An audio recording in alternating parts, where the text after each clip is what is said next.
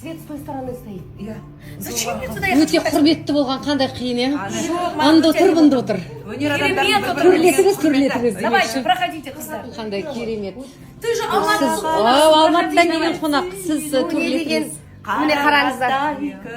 Әне? Вазира! Сіздің қоштыңыз. Жаным, аман есен, иықтан жүрсізді. Жақсы адамдар. Ал бізде вечер басталды. Адамдарыңмен мына өмір сәнді көрікті. Дәл барлықтарыңыз бүгін дәл сол рөлде жиналдық бәріміз. Біріміз әнімізді айттық, біріміз өзіміздің өмірлік тәжірибемізбен бизнестегі бөлістік.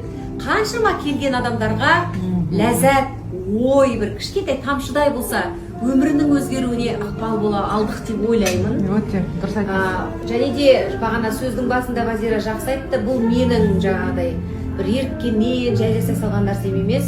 Осыны жасағым келді, себебі сұраушылар болды. Неден бастаймыз бизнесті дейтін ол сұрақты бәрі қояды. Бірден кәсіпті бастап кетуге ешкімнің рухы жетпейді. Неге? Өйткені сұрақ көп, мәселе көп. Бәрі сырт көзге керемет сияқты. Біреудің бизнесін отырып алып, сынай беруге болады. Мынасы былай деп. Сен соның жүрген жолымен жүріп көр бірінші. Ол неден бастады? Кеше ғана ауылда жүрген жалаң